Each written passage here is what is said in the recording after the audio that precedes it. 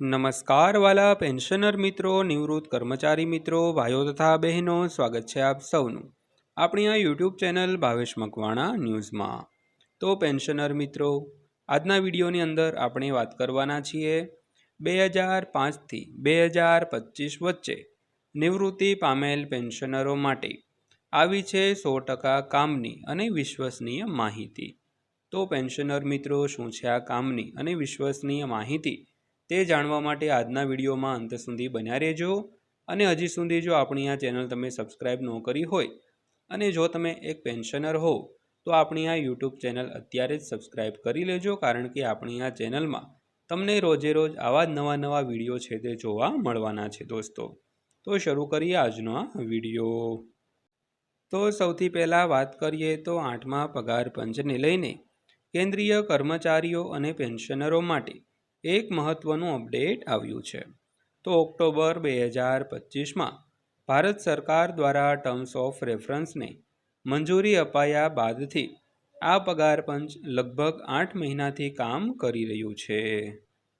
તો વિગતવાર વાત કરીએ તો 8મા પગાર પંચને લઈને કેન્દ્રીય કર્મચારીઓ અને પેન્શનરો માટે એક મહત્વનું અપડેટ આવ્યું છે। તો ઓક્ટોબર 2025માં ભારત સરકાર દ્વારા ટર્મ્સ ઓફ રેફરન્સને મંજૂરી અપાયા બાદથી આ પગાર પંચ લગભગ 8 મહિનાથી કામ કરી રહ્યું છે।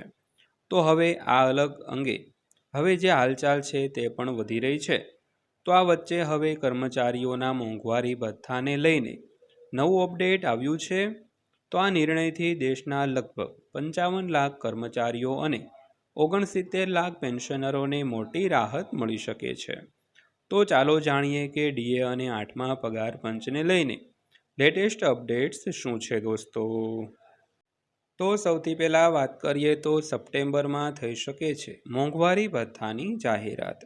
તો કેન્દ્ર સરકાર વર્ષમાં 2 વખત પોતાના કર્મચારીઓના મોંઘવારી ભથ્થા એટલે કે ડીએ અને પેન્શનરોની મોંઘવારી રાહત એટલે કે ડીઆરમાં વધારો કરે છે। તો તાજેતરમાં જાન્યુઆરી 2026થી અમલમાં આવનાર ડીએમાં 2%નો વધારો કરવામાં આવ્યો હતો, જેથી કુલ ડીએ હવે 60% થઈ ગયો છે। તો આની સત્તાવાર જાહેરાત 18 એપ્રિલ 2026ના રોજ કરવામાં આવી હતી।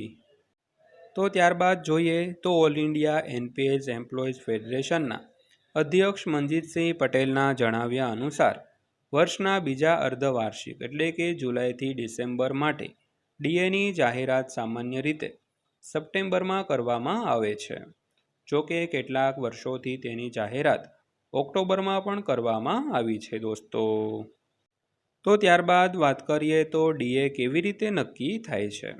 તો સરકારને ડીએ નક્કી કરવા માટે ઓછામાં ઓછા 2-3 મહિનાના આંકડાની જરૂર પડે છે।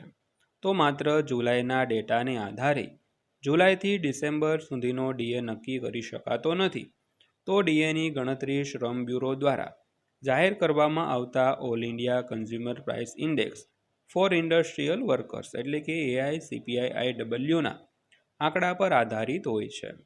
તો એપ્રિલ 2026નો AICPI-IWનો આંકડો 0.8 પોઈન્ટથી વધીને 149.9 પર પહોંચ્યો હતો। તો હવે જુલાઈ 2026થી લાગુ થનાર ડીએ મુખ્યત્વે મે અને જૂન 2026ના આંકડા પર નિર્ભર હશે। તો ત્યારબાદ વાત કરીએ તો મેમોરેન્ડમ રજૂ કરવાની છેલ્લી તારીખ પૂરી। તો 8મા પગાર પંચ પાસે મેમોરેન્ડમ જમા કરાવવાની અંતિમ તારીખ 5 જૂન 2026 હતી, જે હવે પૂરી થઈ ગઈ છે। તો પગાર પંચે વિવિધ વર્ગના સરકારી અધિકારીઓ, કર્મચારીઓ અને પેન્શનરોના પગાર ભથ્થા અને પેન્શન માળખા અંગે સૂચનો મેળવવા માટે તેની સત્તાવાર વેબસાઇટ પર મેમોરેન્ડમ સબમિશન વિન્ડો શરૂ કરી હતી।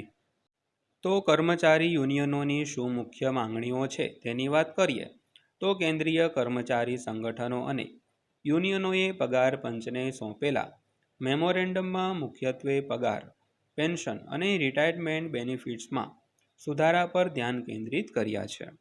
તો સૌથી પહેલાં બેઝિક પગાર અને ફિટમેન્ટ ફેક્ટરની વાત કરીએ તો યુનિયનોની માંગ છે કે લઘુત્તમ ન્યૂનતમ બેઝિક પગારમાં સારો વધારો કરવામાં આવે અને ફિટમેન્ટ ફેક્ટરને વધારવામાં આવે.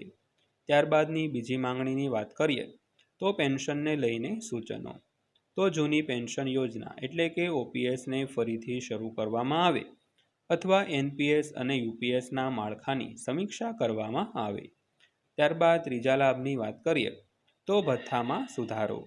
તો આ ઉપરાંત HRA, risk pay, bonus, leave બેનિફિટ્સમાં સુધારાની માંગ પણ કરવામાં આવી છે દોસ્તો.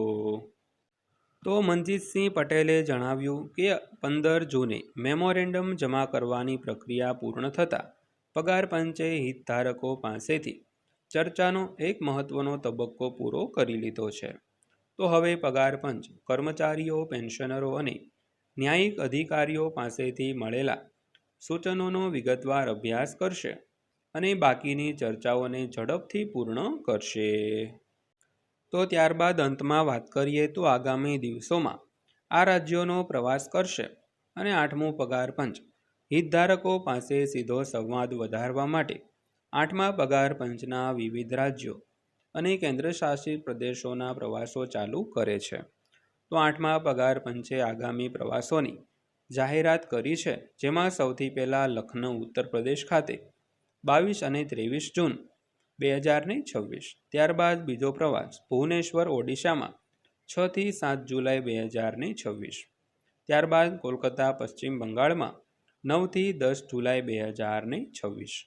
તો મિત્રો આ હતી આજની માહિતી પસંદ આવી હોય, વિડીયો સારો લાગ્યો હોય તો વિડીયોને એક લાઇક કરજો અને આવા જ વિડીયો રોજે રોજ જોવા માટે આપણી આ ચેનલ સબસ્ક્રાઈબ કરી લેજો.